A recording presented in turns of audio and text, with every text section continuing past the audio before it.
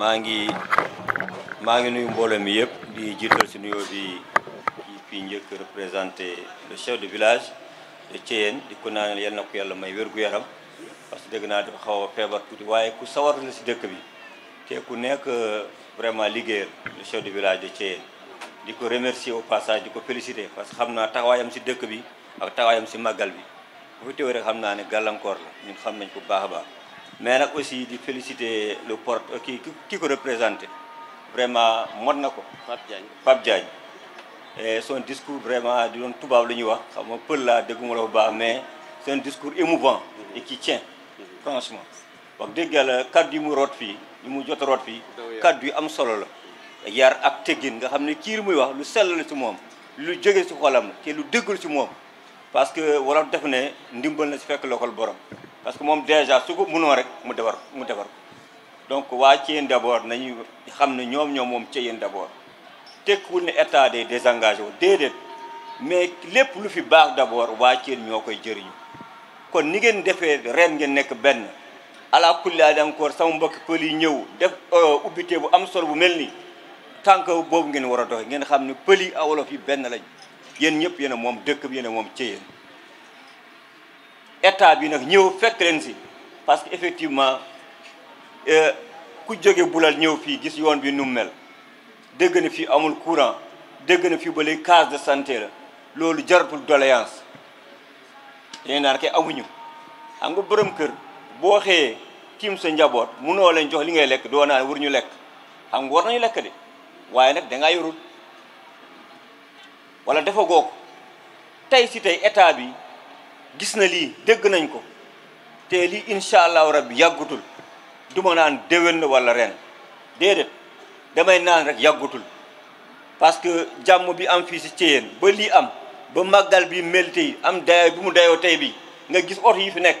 wóor na lii dina changé parce que fépp mbooloo bi jublu rek faw état bi changé ko yàlla sax si boppam moo koy soppili c'est normal kan moo doon xalaat 176 kilomètres autoroute Thiès ba ba Touba mais defar nañ ko c'est une réalité qui est là donc tey 20 kilomètres entre Touba entre Thiéyène ak Boulal c'est pas difficile pour l'état du Sénégal lu war a am la poste de santé lu war a am la parce que toog fii ba tey ak Thiéyène ni mu deyoo tey ñu naan jigéen boo waree mot certes moo la yëpp fii ba Boulal loolu c'est pas normal état bi xam na ko bu baax a baax kon daan ci taw suñu kéttalaay kattan vraiment taw suñu ndax mu am parce que aussi bu amee rek suñu ndam la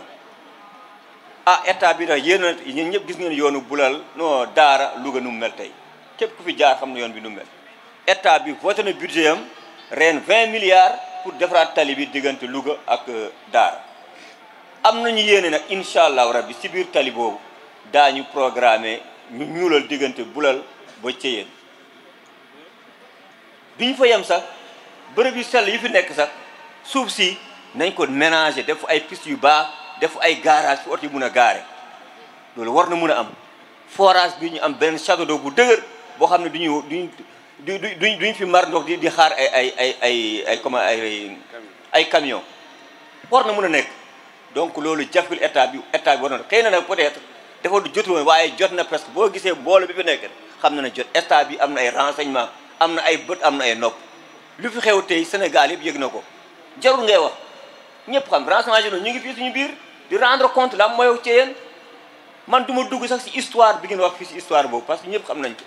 fi Serigne Touba def 5 ans am fii vraiment ay remarques yu am solo ak soxna soosu di soxna Faati Issa Diop vraiment lu nekk lu yéemee la ci biir yoonu murit képp kuy murit képp kuy sénégalais déjà xam nga ne lu war nañu ko def pèlerinage te duñu fàtte mukk ñun xam nañu islam boo ne islam soxna Xadija moo si njëkk a dugg ñu ñëpp xam nañ ko kon kay diggante Serigne Touba ak soxna Faati Issa boobu ñun exemple la si ñun ndam la si ñun kon nag waa ci na ngeen fi ngeen jàpp leen foofu ren déjà am nañu CD bi mu ngi nii Serigne Sey di la féliciter au passage porte-parole fédération maanaam daara yëpp parce que franchement CD bi ñëpp benn CD la ñu def ñu ñëpp ñu taxaw na nekk benn te war ngeen ko fii tey si biir Thiéyène kon nag kontaan daan si rendre compte kon nag vraiment si turu Mbassa Sène di préfet département de Linguère si turu gouverneur El Hadj Bouya Amar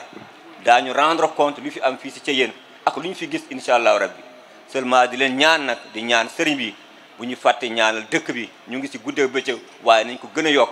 parce que tey suñu dëkk bi lii lañu am ñun suñu moomeel toog fii